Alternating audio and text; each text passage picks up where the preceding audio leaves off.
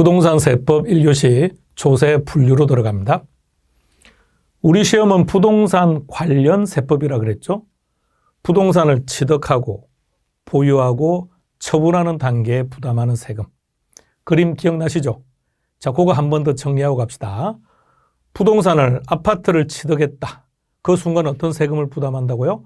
취득세하고 등록면허세. 좋습니다. 보유하는 동안에 부담하는 세금은 뭐였습니까? 재산세, 종합부동산세. 처분하게 되면요. 양도소득세.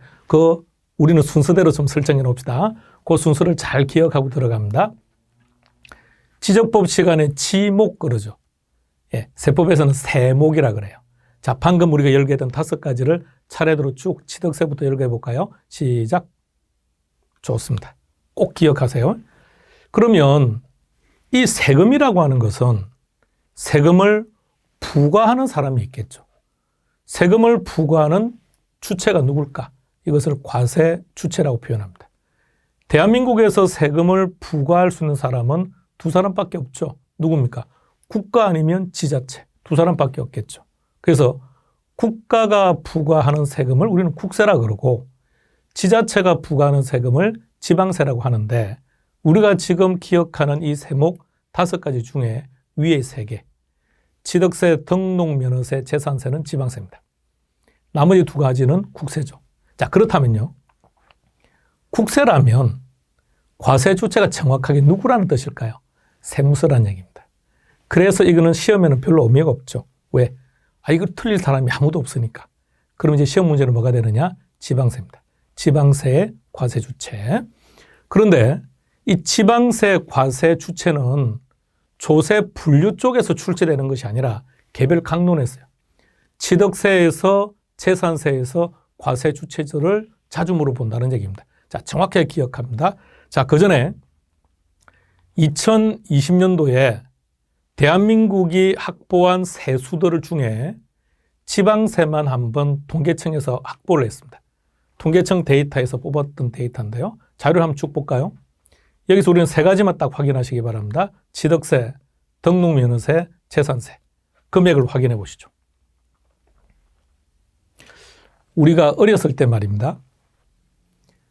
부모님께서 용돈을 줄 때 형하고 동생하고 형은 고등학생이고 동생은 초등학생이라면 어때요? 용돈 주는 크기가 어떨까요? 다르죠. 똑같습니다.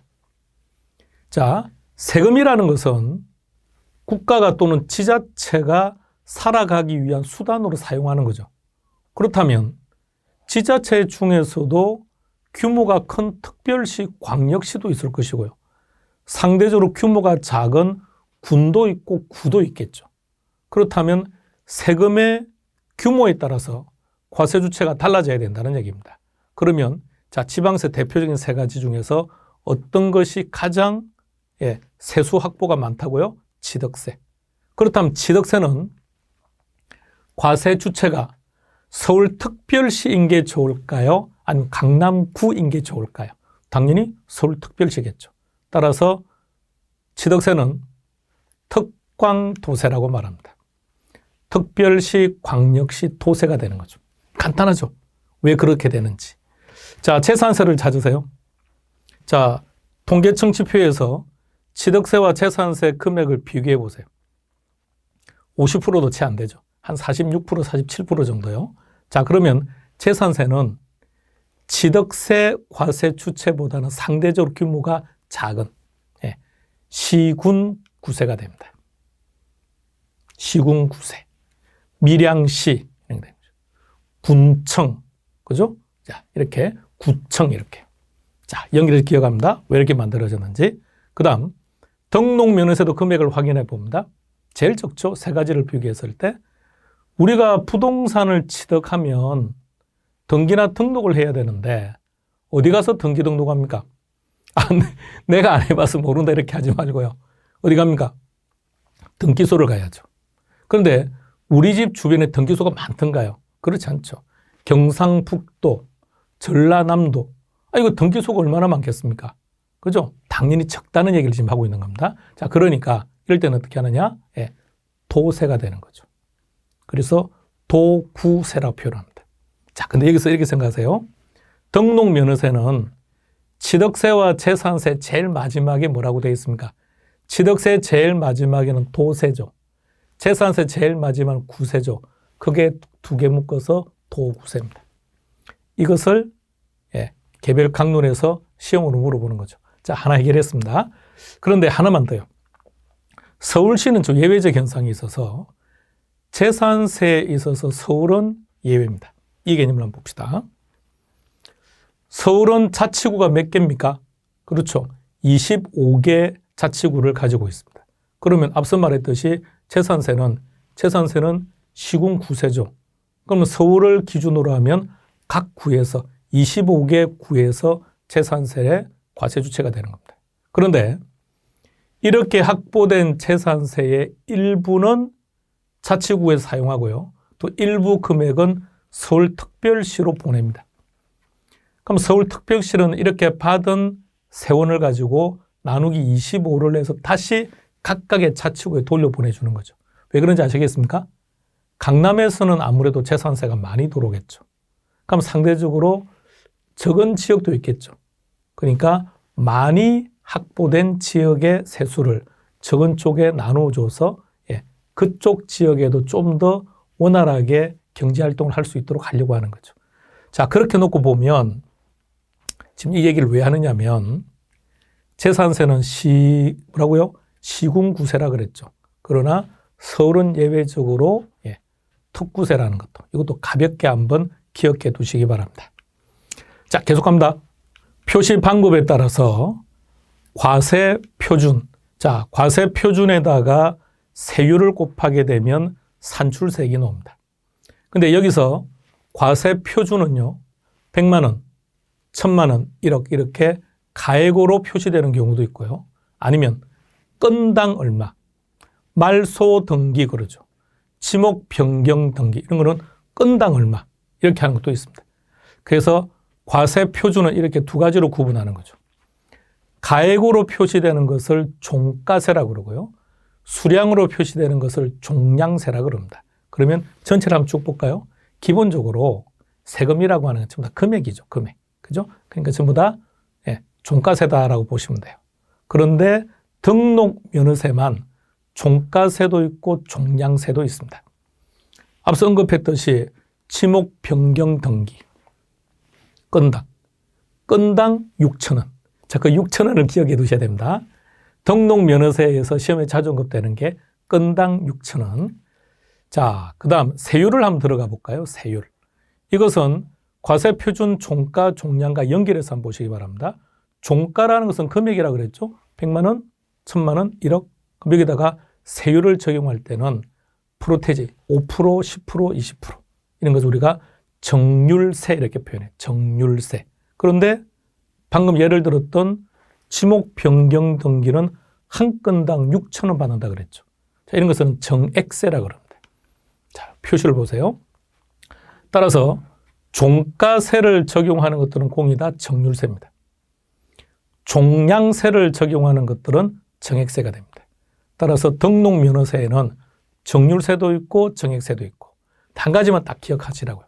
지목 변경 등기가 여기에 해당됩니다. 등록면허세에서 건당 6,000원 이거는 시험과 아주 밀접한 관계를 가지고 있습니다. 잘 정리해 둡니다. 자, 계속 들어가 볼까요? 자, 표시 방법의 과세 표준입니다. 이번에는 인세와 물세라는 개념이 나왔습니다.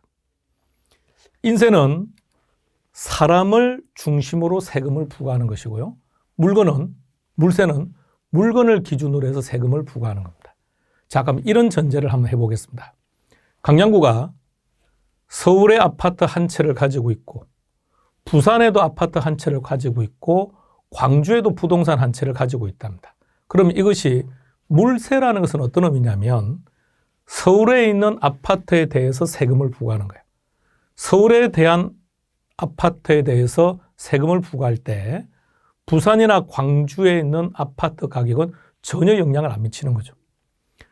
부산에 있는 아파트에 대해서 세금을 부과합니다. 그런데 강양구는 부산에 있는 아파트만 가지고 있는 게 아니죠. 그러나 부산에 있는 아파트에 세금을 부과할 때 서울이나 광주에 있는 아파트 가격은 전혀 영향을 안 미친다는 겁니다. 이게 물세죠. 그러면 인세라는 것은 어떤 거냐면 지금 강양구를 중심으로 놓고 보면 강양구는 지금 아파트를 세 채를 가지고 있는 거죠. 그러니까 그 세 채를 모두 합쳐가지고 강양구에게 세금을 부과하는 거죠. 그렇다면 인세와 물세를 비교했을 때 어느 쪽이 세금 가액이 클까요? 그렇죠. 당연히 인세겠죠. 개념은 간단하죠. 물세는 아파트가 세 채라고 하더라도 하나하나별로 세금을 부과하는 것이라면 물건이 다 다른 물건이니까요. 반면에 인세가 되면 사람 중심으로 세금을 부과하기 때문에 강양구가 세 채를 가지고 있으니까 모두 합쳐서 세금을 부과하게 되면 당연히 금액이 커지겠죠. 그렇다면 이번엔 우리가 국세와 지방세를 비교해 봅니다.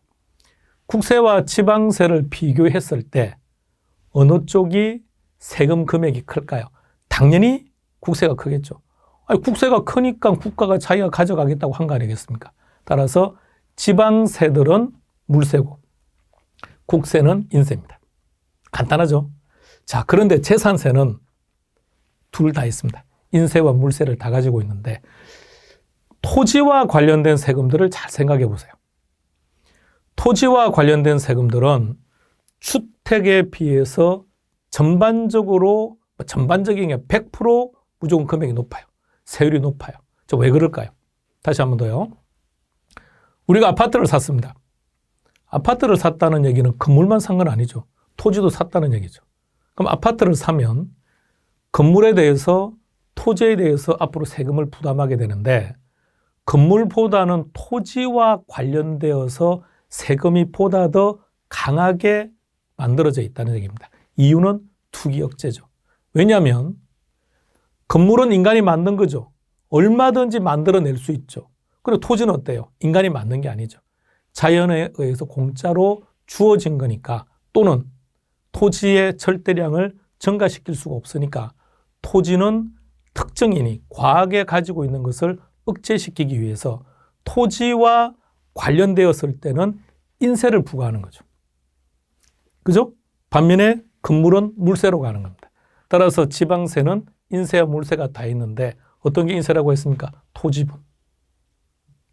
토지분은 사람별로 합쳐서 전국에 다양하게 토지를 가지고 있다 그러면 그 토지는 모두 다 합쳐서 사람 중심으로 세금을 부과하겠다. 왜? 그렇게 해야 세금 금액이 많아질 테니까 투기를 억제하는데 기여할 수 있다는 얘기입니다. 자, 정확하게 하나씩 기억합시다. 여러분들에게 이해가 중요한 거 아니라 그랬죠. 암기가 중요하다 그랬죠. 암기인데 그런데 이해를 통해서 넘어갈 수 있는 부분들은 이해를 하고 넘어가자고요. 그럼 좀 더 편할 수 있으니까요. 자, 표시 방법에서 계속 갑니다. 이번에는 세율인데요. 비례세냐 누진세냐라는 얘기입니다. 일단 근본적으로 모든 세금은 다 비례세입니다. 그런데 어떤 경우에 누진세를 적용하느냐? 투기 관련된 부분들 따라서 재산세, 종합부동산세, 양도세는 비례세도 있고 누진세도 있습니다. 나머지는 비례세입니다. 조세의 분류 이렇게 하나 정리하겠습니다. 복잡하죠. 복잡한데 불편하게 생각하지 마시고 지금 설명했던 것을 한 3번 정도 들어보시면 돼요. 자, 3번 정도 듣는다고 해서 지금 바로 듣고 2회독 또 하고 3회독 하는 것이 아니라 쭉 가세요. 마지막까지. 그리고 다시 한번 돌아와서 듣고 다시 한번 듣고 3번 정도 정리하다 보면 자연스럽게 정리가 될 겁니다. 조세 분류 파트입니다. 자, 계속 이어갑니다. 이번에는 부가세를 보겠습니다. 여기 재산세 고지서가 보이는데 잘 보시겠습니까? 어때요? 숫자가 잘 보이십니까? 노란색으로 박스 처리된 부분을 좀 집중적으로 봐주시기 바랍니다. 자, 좀 지울 거는 다 지웠습니다. 자, 일단 힌트를 드리면 일단 얘는 오피스텔입니다. 서울 소재 오피스텔인데 재산세는 22,930원이 부과되었네요. 그런데 그 밑에 거 보세요. 재산세 도시 지역분이 오히려 재산세보다 더 많아요. 32,100원이죠. 그럼 여기서 말하는 도시 지역분, 이건 뭘까요? 이 집주인이 그래요. 도시에 살고 있기 때문에 부과하는 세금입니다. 자, 어떤 건지 한번 보세요. 그러면 일반적으로 나는 시에 산다. 그러면 자, 이 세금이 함께 부과된다 이렇게 생각하시면 됩니다. 그런데 나는 구에 산다. 나는 군에 살고 있다. 저 어디 외곽이다. 그런데 왜 이 세금이 나왔을까? 그런 경우에는 도시계획구역이기 때문에 그렇습니다. 상하수도 설치해야 되고 공원 조성해야 되고 이런 돈 들어가죠. 그러니까 그런 지역에 있는 사람들에게 부과하겠다는 얘기입니다. 자, 그 다음에 또 하나 기억해 둬야 될 게 있습니다. 그냥 자, 도시지역구는 이제 시험과는 관계없습니다. 아실 필요는 없고요. 그 다음에 지역자원시설세. 글자 좀 자세히 보세요. 지역자원시설세. 소방분이라고 나와 있죠. 기억하셔야 됩니다. 세목 이름. 자, 그럼 이거는 왜 재산세를 부과할 때 부과되었을까? 병기한 겁니다. 즉, 세금을 납부하는 기한이 동일하다면 구태여 세금 고지서를 따로 부과를 하게 되면 과세주체 입장에서 비용이 많이 발생하죠. 따라서 납기일이 동일한 경우라면 그냥 합쳐서 함께 부과하는 게 편하니까요. 이것을 병기세라고 표현을 합니다. 그러면 재산세 고지서가 날라올 때는 재산세는 아닌데 지역자원시설세라는 게 함께 오는 거구나. 그렇다면 이 둘은 둘 다 유사한 성격을 가지고 있겠구나. 보유세구나라는 것을 알 수 있습니다. 자, 기억해둬야 되는 겁니다. 자, 그 다음에 하나 더 보시죠. 지방교육세라는 게 있습니다. 이런 것들을 부가세라 그럽니다. 부과시키는 거죠. 그러니까 본세에 대해서 부과됩니다. 자, 계산기 준비하세요. 자, 계산기 준비해 주세요. 재산세 금액이 얼마입니까? 22,930원이죠. 자, 계산기 눌러보세요. 22,930원. 이게 재산세죠. 우리는 본세라고 불러요. 본세 또는 독립세라고 표현합니다. 자, 곱하기 20% 0.2를 눌러보세요. 제일 끝자리는 그냥 절사를 시키세요. 그러면 4,580원 나오죠. 본세인 재산세에 부과해서 지방교육세가 나옵니다. 그럼 지방교육세 세율은 몇 프로? 20%. 그게 시험 문제입니다. 그러니까 지방교육세는 재산세라는 본세가 부과될 때 거기에 부과시켜서 함께 부과되는 세금이라는 얘기죠. 그래서 우리는 지금 이제 부가세를 정리할 겁니다. 그럼 이제 부가세는 시험 문제가 어떻게 출제가 되느냐면 어떤 본세에 대해서 어떤 부가세가 있느냐 이게 시험 문제입니다. 자, 들어가 봅니다. 자, 독립세 또는 본세라고 표현합니다. 여전히 시험에서 중요한 것은 5가지입니다. 자, 한 번 더 차례대로 한번 되뇌겨 볼까요? 취득세부터 시작. 취득세, 등록면허세, 재산세, 종합부동산세, 양도소득세. 오케이. 쭉 배열하고요. 그러면 이 부가세라는 것은 대표적으로 3가지입니다. 부가세 종류를 아셔야 됩니다. 농어촌 특별세, 지방교육세, 교육세 이렇게요. 지방교육세는 지방자가 붙었네요. 네, 지방세라는 뜻이겠죠. 교육세, 이건 국세라는 뜻이겠죠. 왜 지방교육세든 교육세는 이렇게 부과시킬까요? 그러니까 본세가 부과될 때, 취득세가 부과될 때 일정 비율만큼의 농어촌 특별세나 지방교육세가 부과된다는 거죠. 왜 그럴까요? 우리 흔히 이렇게 말하지 않습니까? 교육은 백년지 대계라고요. 그렇다면 교육과 관련된 제반시설을 갖추기 위해서는 하나하나 행위에 대해서 일정한 비율을 받아서 관련된 교육시설에 투자하겠다는 얘기죠. 그렇다면 농어촌 특별세는 뭘까요? 자, 농어촌 특별세 자주 아마 뉴스 시간에도 들었을 겁니다. 일단 제목에서 느끼는 것은 딱 오죠. 농촌이나 어촌을 뭔가 보호하겠다, 강화시키겠다는 건데 우루과이 라운드라고 들어본 적 있습니까? 80년대 말, 90년대 초였죠. 80년대 말이겠네요. 80년대 말에 이제 라운드라는 우리가 건투할 때 1라운드, 2라운드 그러죠. 라운드라는 것은 계속 진행되는 과정 속 어느 한 순간을 라운드라고 하죠.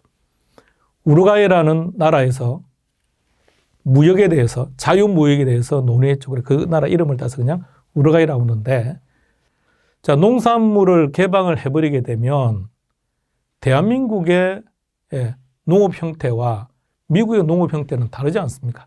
미국은 그 넓은 땅에서 대규모 기계를 통해서 농사를 짓다 보니까 우리보다는 훨씬 대량 생산이죠. 그러다 보면 당연히 가격이 떨어질 테니까 그래서 우리가 농어촌을 좀 더 강화시키기 위해서 만들어 놓은 세금입니다. 뭐라고 되는지 한번 읽어보시겠습니까? 우루과이 라운드 타결에 따른 농어촌 경쟁력을 강화시킬 목적으로 만들어진 조세입니다. 자, 그렇다면 농어촌 특별세나 지방교육세는 그런 목적이구나. 그럼 어떤 본세가 부과될 때마다 거기에 같이 추가로 부과되는구나. 그만큼 세금을 더 내는 겁니다. 그러면 여기서는 세율이 일반적으로 20%예요. 본세 20%. 우리 앞서 계산해봤죠. 앞서 우리가 고지세에서 재산세의 20%만큼을 어떻게 한다고요? 그렇죠. 지방교육세로 부담을 하는 거죠. 부가세 종류는 세 가지인데 우리는 여기서 두 가지에 집중해 주시기 바랍니다. 농어촌 특별세와 지방교육세입니다. 근데 일단 분위기상 보면 자, 먼저 앞서 본세에 대해서 부과했죠. 납부할 세액에 대해서. 이제 그림의 분위기상 취득세 칸이 크죠. 여러분 유치하지만 그림을 좀 기억하세요. 부가세에서는 취득세 칸이 컸더라. 그 말은 취득세는 부가세로서 농어촌 특별세와 지방교육세 두 가지를 다 한다는 얘기입니다. 자, 그러면 생각해 보세요.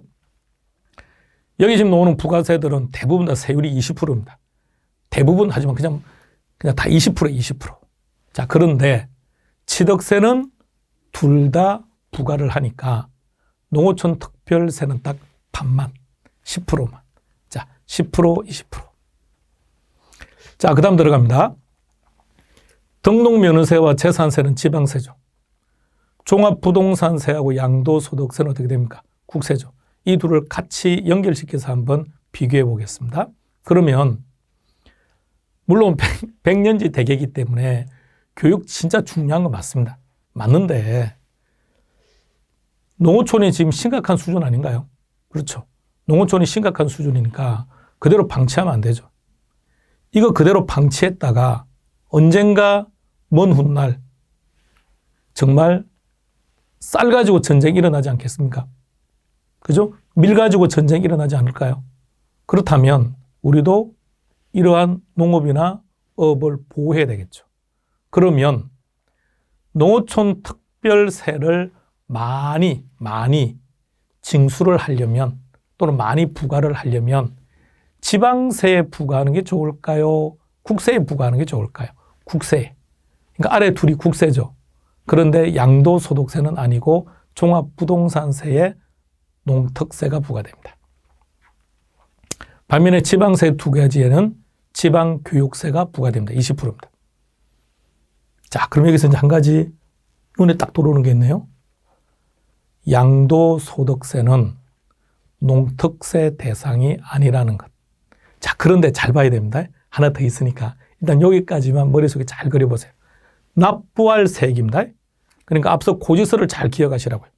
자, 고지서의 그림을 한 번 더 구경해 볼까요? 자, 고지서를 다시 한 번 더 보세요. 재산세는 22,930원이죠. 여러분이 가지고 여러분 댁에 있는 재산세 고지 딱 내보세요.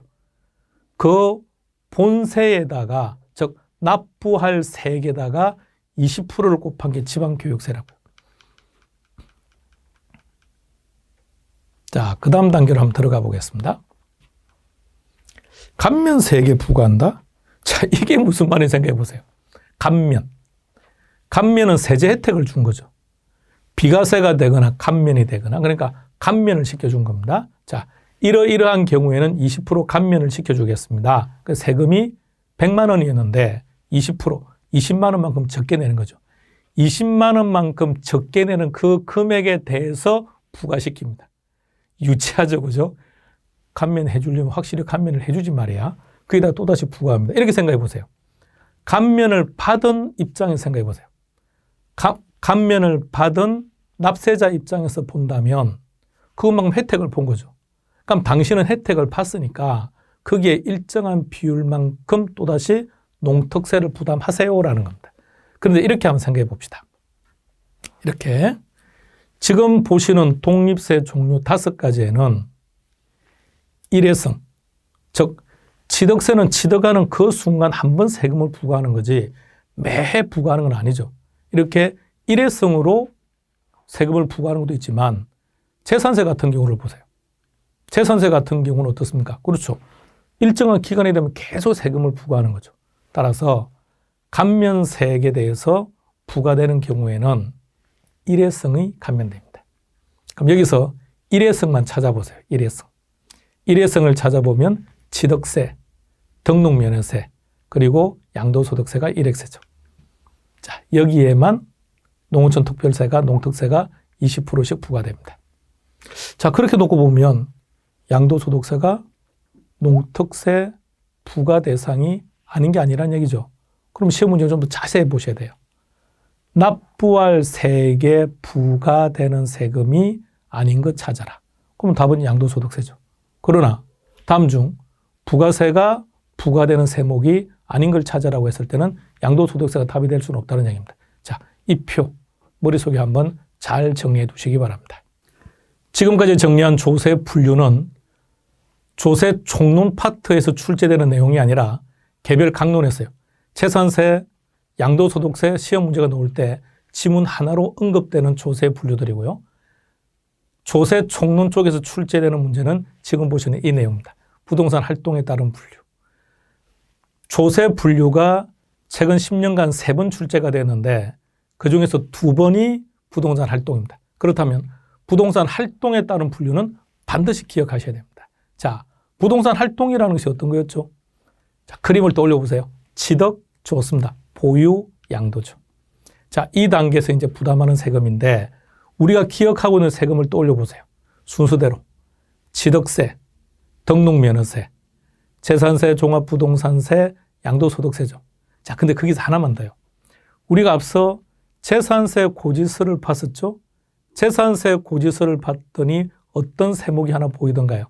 소방분 지역자원시설세가 있었죠. 그렇다면 재산세 고지서가 날라올 때 지역자원시설세가 병기에서 같이 왔다면 이 둘은 결론은 같은 성격을 가지고 있다는 얘기죠. 그래서 이렇게 해서 먼저 한 세트를 딱 묶으세요. 그리고 취득 단계에서 부담하는 세금이 뭐였죠? 좋습니다. 보유 단계는요. 오케이. 양도 단계는 자, 됐습니다. 그럼 자연스럽게 정리가 되죠. 자, 계속 갑니다. 자, 이거는 이제 우리가 이미 알고 있는 내용들이니까 여기서 지역자원시설세를 재산세 고지서와 연결해서 하나만 더 연결하시면 되고, 자, 추가로 더 기억하셔야 됩니다. 여기서 끝나면 안 되고요. 자, 지방교육세와 농어촌 특별세를 같이 보세요. 그럼 이건 앞서 우리가 어디서 다루었던 거죠? 그렇죠. 부가세였죠. 부가가치세 얘기하는 건 아닙니다. 부가가치세를 말하는 게 아니라 부과돼서 부과되는 세금요. 자, 그럼 거기서 지방교육세는 어디에 부과되는지를 생각해 봐요. 취득세에서도 지방교육세가 있었죠. 20%. 다음에 재산세나 그리고요. 재산세나 종합부동산세도 있었죠. 아, 그렇다면 지방교육세는 취득 단계와 보유 단계에 부담한다는 얘기죠. 농어촌 특별세, 물론 농어촌 자, 하나씩 정리합시다. 이렇게요. 다음, 농어촌 특별세는 납부할 세액에 있어서는 양도소득세에서는 없었지만 감면받은 그 세금에 대해서 부과될 때는 농특세도 있었죠. 그래서 농특세는 모든 단계에서 부담하게 됩니다. 자, 하나씩 잘 정리해야 됩니다. 이 부분들은 단순히 막 암기하기가 불편하니까 머릿속 그림을 잘 정리합시다. 상속 정려. 상속을 받은 경우에는 세금을 2번 내는 겁니다. 자, 상속을 받았으니까 상속을 받은 입장에서는 그 자산을 취득한 거죠. 그럼 취득세를 내야 되고요. 상속세를 냅니다. 정려를 받은 경우도 마찬가지죠. 아파트를 정려받았다? 그럼 그 아파트를 취득한 거죠. 무상취득이죠. 그 취득세 내야 되는 것이고 정려세 내는 것이고, 그렇다면 상속세와 정려세는 취득 단계에 부담하는 세금입니다. 인지세로 갑니다. 여러분들이 인지 붙여본 적이 있습니까? 어떨 때인지 생각해 보세요. 자, 아파트 살 때 인지 붙이죠. 팔 때도 인지 붙여야죠. 오케이. 그러면 인지세는 취득하고 처분하고 취득 단계, 양도 단계에서 부담합니다. 마지막 하나만 더 정리하겠습니다. 종합소득세와 지방소득세인데 위로 쭉 올라가서 양도소득세를 하나 찾아보세요. 다 소득세죠. 그럼 공통점이 있어야 될 테니까 양도소득세는 양도 단계에 부담하는 세금이죠. 그럼 다른 소득세들도 일단 양도 단계에서 부담한다는 얘기입니다. 종합소득세에는 이자소득이라든지 배당소득도 들어갑니다. 우리가 은행에 예금한 경우 또는 주식에 투자한 경우, 근데 이자를 잘 생각해 보세요. 여러분들이 우리가 은행에 예금을 했습니다. 예금을 하게 되면 이자가 막 들어오죠. 그 이자에 대해 세금을 내야 돼요. 언제 내던가요? 좋습니다. 우리가 딱 직접 많이 느끼는 것은 적금을 가입했다가 적금을 딱 해지하면, 해지했다는 것은 처분 단계죠. 양도 단계죠. 그때도 부담하지만 우리가 그 예금을 계속해서 하고 있다면 중간중간 세금을 부담하게 됩니다. 따라서 종합소득세와 지방소득세는 보유 단계, 양도 단계에서 부담하는 세금들입니다. 이 범위를 안 벗어납니다. 그런데 이걸 암기하는 게 불편하겠죠. 그러면 여기서 전체적으로 봅니다. 양도소득세까지는 이미 우리가 알고 있는 내용들이죠. 그럼 그렇게 정리하시고 거기서 지역자원시설세를 하나 추가시키시면 되고, 그 다음 지방교육세하고 농어촌 특별세는 앞서 부가세와 연결하면 자연스럽게 정리가 될 겁니다. 상속증여, 이건 취득행위를 한 거니까 취득 단계에서 부담하는 것이고요. 인지세, 인지때가 붙어야 세금을 내는 거니까 살 때, 팔 때. 그 다음 종합소득세와 지방소득세는 소득세와 연결해서 일단 양도 단계에서는 부담하는 건데 보유 단계에서도 부담하는 세금에 해당된다. 자, 관련된 문제를 한번 풀어보겠습니다. 먼저 풀어보고 들어오세요.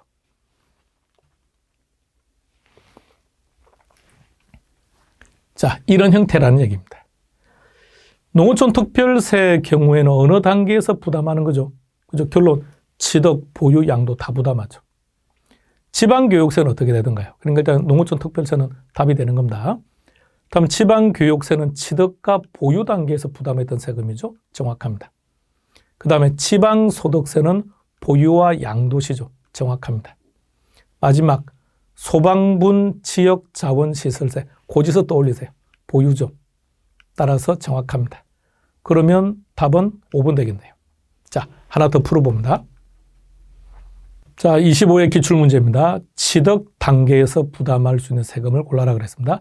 재산세는 보유세죠. 그럼 해당사항 없겠네요.